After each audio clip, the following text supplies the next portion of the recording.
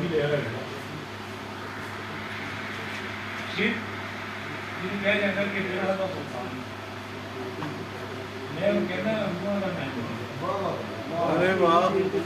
सादा मौल करान क्या बात सादा मौल करान इसलिए है तो साड़ी जीव का क्या ऐसा मुझे तो मान है शिव कुमार बुलाल भी उस जीव का जन्मवादा की ऐसी जगह दोस्तों ऐसे है कि मैं जब वो संभाली ना जी मैं क्योंकि अपने खर्चे में बड़ा हटाया बहुत करीब को बहुत नेड़े तक अपने खर्चे में हटाया और मैं देखिए कर गया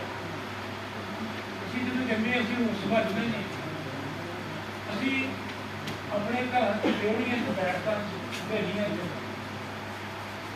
बंदे हीर बारिशां पढ़दे सुनिया यूसुफ ज़ुलैखा पढ़दे सुनिया ये चीज़ें सुन के अभी जब थोड़े ਜਿਹੇ ਉੱਠੇ ਹੋਏ ਸਕੂਲਾਂ 'ਚ ਦਾਖਲ ਹੋਏ ਉਹਨਾਂ ਦਿਨਾਂ 'ਚ ਸਾਡੀ ਸਭ ਤੋਂ ਵੱਡੀ ਯਾਸ਼ੀ ਹੁੰਦੀ ਕਿ ਸਕੂਲ ਦੀ ਛੁੱਟੀ ਤੋਂ ਬਾਅਦ ਡਰਬਨ 'ਚ ਆ ਰਹੀ ਆ ਇਹ ਸਾਡੀ ਸਭ ਤੋਂ ਵੱਡੀ ਯਾਸ਼ੀ ਹੁੰਦੀ ਕਿ ਸਾਨੂੰ ਬਾਹਰ ਫਿਰਨ ਦਾ ਟਾਈਮ ਮਿਲ ਜਾਂਦਾ ਦੋਸਤਾਂ ਨਾਲ ਸੱਜਣਾਂ ਨਾਲ ਗੱਪਸ਼ਪ ਕਰਨ ਦਾ ਟਾਈਮ ਮਿਲ ਜਾਂਦਾ ਜਦੋਂ ਅਸੀਂ ਦੋਸਤਾਂ ਨਾਲ ਬਾਹਰ ਨਿਕਲੇ ਅਸੀਂ ਦੰਗਲ 'ਚ ਆਉਣਾ ਸ਼ੁਰੂ ਹੋਏ ਅਸੀਂ ਬਾਹਰ ਜਾ ਕੇ ਇਹ ਸੁਣਿਆ ਜਦ ਕੁੜੀਆਂ ਤੋਂ ਡਰਦਾ ਮਾਰਾ ਮੋਢੇ ਉੱਤੇ ਕੰਮ ਕਰਦਾ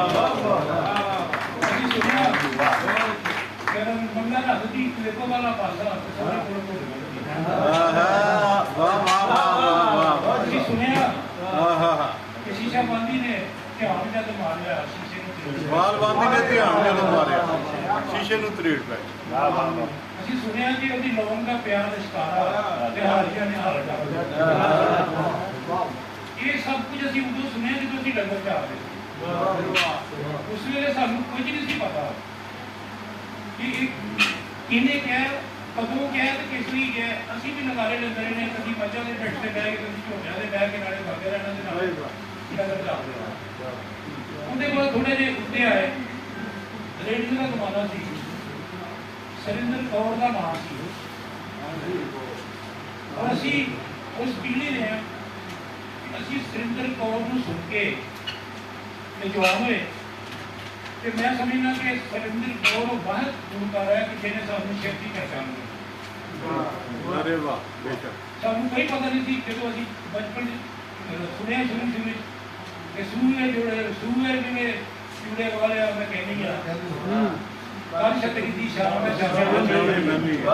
ਮੈਨੂੰ ਹੀਰੇ ਆ ਕੇ ਵੀ ਹਾਈ ਨਹੀਂ ਮੋੜਾ ਲੰਗੜਾਗਾ ਇਹ ਸਾਰੇ ਅਸੀਂ ਸੁਰਿੰਦਰ ਕੌਰ ਕੋਲ ਸੁਣੇ ਤੇ ਯਕੀਨ ਕਰੋ ਕਿ ਫਿਰ ਕਾਲਾ ਡੋਰੀਆ ਕੁੱਲੇ ਨਾਲ ਲੜਿਆ ਜੀ ਕੁੱਟ ਬਾਜਰਾ ਮੈਂ ਕੋਟੇ ਉੱਤੇ ਬਾਜੂ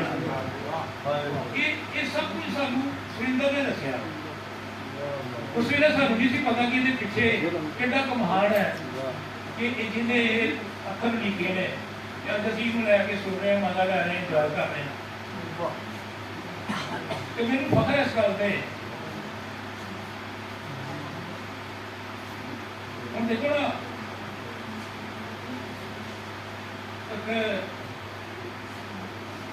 ਇੱਕ ਗੀਤ ਹੋਰ ਜਿਹਨੂੰ ਅਸੀਂ ਹੁਣ ਵੀ ਬੜਾ ਮੈਂ ਤੇ ਬਹੁਤ ਸੁਣਨਾ ਲੇਕਿਨ ਬਚਪਨ ਨੂੰ ਸੁਣਿਆ ਕਹਿੰਦਾ ਅੱਖੀਆਂ 'ਚ ਪਾਵਣਗੇ ਕੱਜਲਾ ਅੱਖੀਆਂ 'ਚ ਧੂਪ ਵਸਦਾ ਮੈਂ ਸਮਝਦਾ ਕਿ ਅਸੀਂ ਤੇ ਪੰਜਾਬੀ ਬੋਲ ਜਾਂਦੇ ਆ ਨਾ ਅਸੀਂ ਪੰਜਾਬੀ ਨੂੰ ਖੜਦੇ ਆ ਅਸੀਂ ਪੰਜਾਬੀ ਨੂੰ ਵੇਖਦੇ ਆ ਪੜ੍ਹਦੇ ਆ ਫਿਰ ਅਸੀਂ ਇਹਨੂੰ ਲਿਖਦੇ ਆ ਤੇ ਮੈਂ ਸਮਝਦਾ ਕਿ ਸਿੱਖ ਨੂੰ ਸਭ ਕੁਝ ਕਰਨ ਦੀ ਲੋੜ ਨਹੀਂ ਪਈ ਇਹ ਪੰਜਾਬੀ ਜੰਮਦੇ ਹੀ ਆਪ ਹੀ ਉਹਦੇ ਅੰਦਰ ਆ ਕੇ ਬੈਠ ਗਈ ਸੀ ਅੰਦਰ ਉਹਦੇ ਦਿਲ 'ਚ ਸਾਰੀ ਦੁਨੀਆ ਵਸਦੀ ਹੈ ਦਿਲ 'ਚ ਅਸੀਂ ਵੀ ਦਾਵਾ ਕਰਦੇ ਇੱਕ ਦੂਜੇ ਨੂੰ ਕਹਿੰਦੇ ਕਿ ਤੂੰ ਮੇਰੇ ਦਿਲ 'ਚ ਵਸਣਾ ਲਾ ਕੇ ਵਸਦਾ ਨਹੀਂ ਹੁੰਦਾ ਤੇ ਮੈਂ ਸਮਝਦਾ ਕਿ ਪੰਜਾਬੀ ਸ਼ਿਵ ਦੇ ਦਿਲ 'ਚ ਨਹੀਂ ਵਸੀ ਪੰਜਾਬੀ ਸ਼ਿਵ ਦੇ ਰੂਹ ਤੱਕ ਹੈ ਔਰ ਅੱਜ ਤੁਸੀਂ ਉਸ ਨੂੰ मैं नहीं समझना कि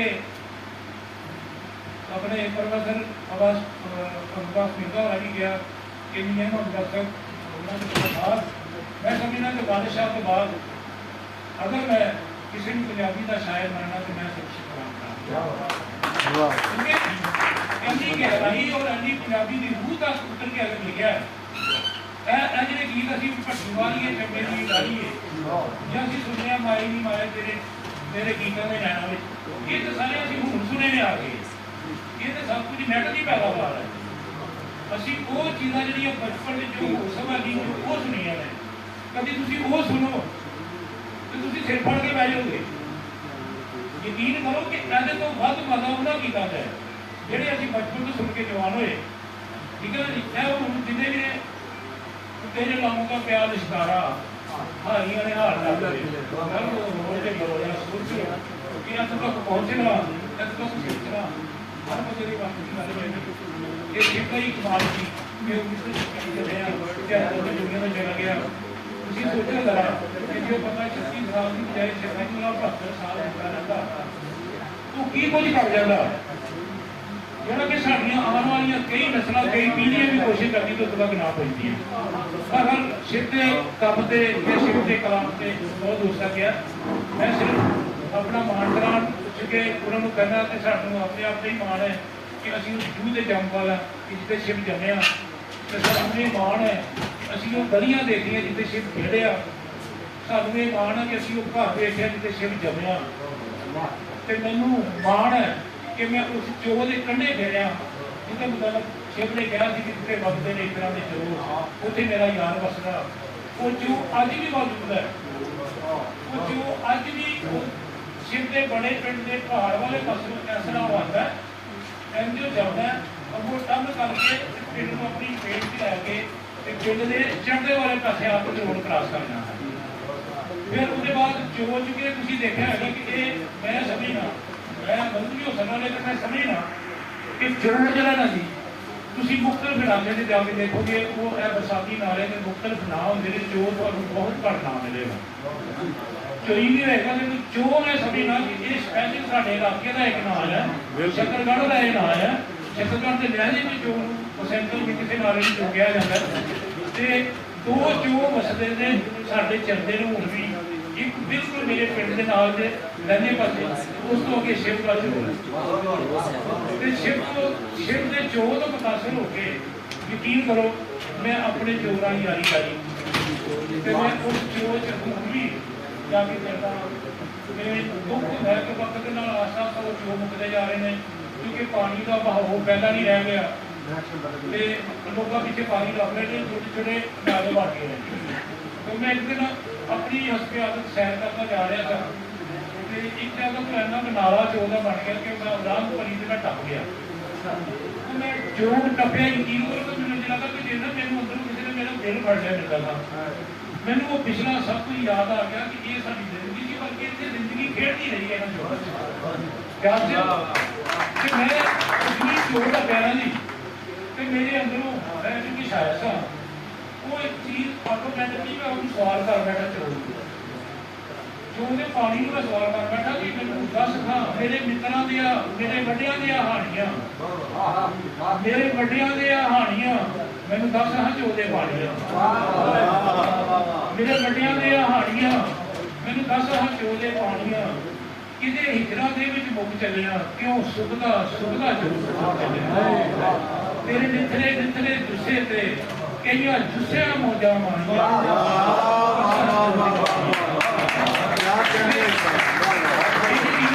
ਇਹ ਸਭ ਇਹ ਸ਼ਿਵ ਦੇ